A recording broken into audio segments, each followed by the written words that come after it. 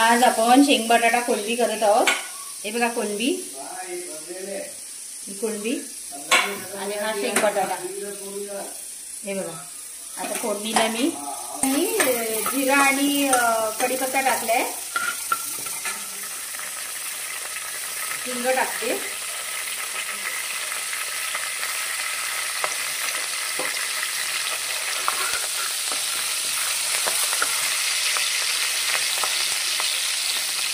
कांदा टोमॅटो कापलाय बघा,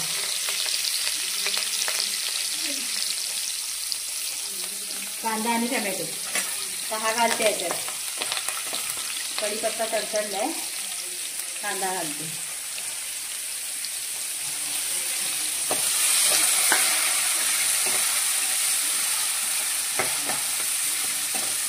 2 मिनिटं परतला की आलं लसूणची पेस्ट 1 चमचा घालते बघा।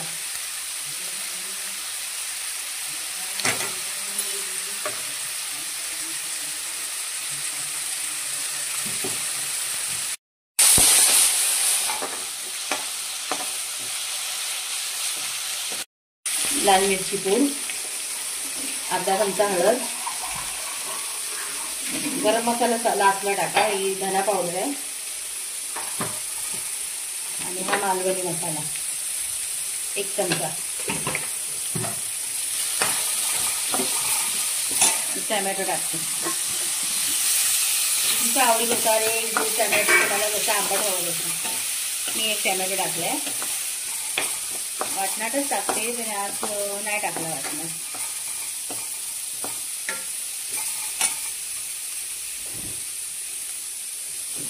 वाटण नाही बघा, हे त्याला लावणार,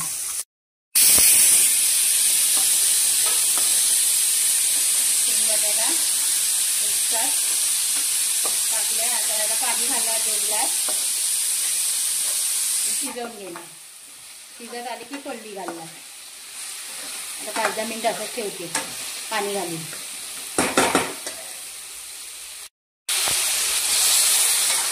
अजून 1 ग्लास घालते।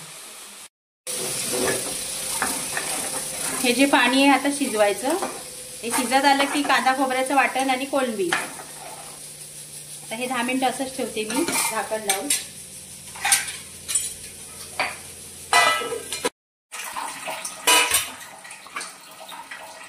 हे बघा ही कोलंबी टाकते आता, हे अर्धवट शिजत आलंय, कोलंबी टाकते आता।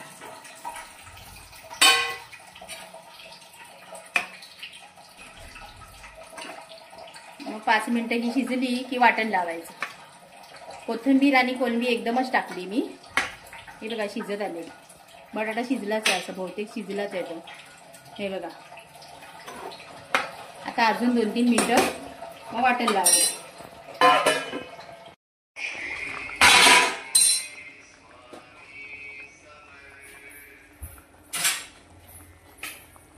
हे वाटण लावायचं,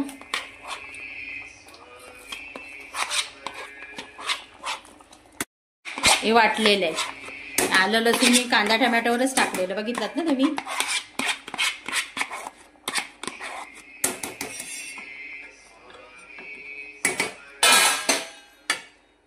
मीठ घातलं नाही अजून, आता मीठ घालते,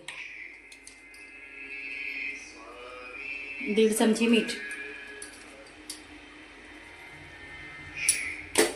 गरम मसाला राहिलाय, गरम मसाला नेहमी झाल्यावरच सगळं लास्टलाच घालायचं, 1 चमचा गरम मसाला, कोलंबीच आहे ना जरा गरम मसाला छान लागतो लास्टला टाकला, त्याचा सुगंध छान येतो।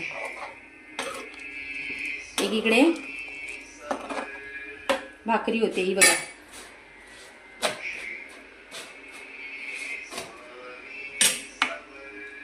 एकीकडे कोलंबी होते।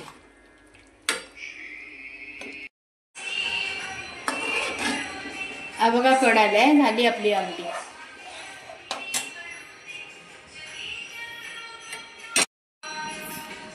हे बघा झालंय कोलंबीची आमटी, भात, भाकरी, कांदा, या जेवायला ready to eat. Like subscribe करायला विसरू नका।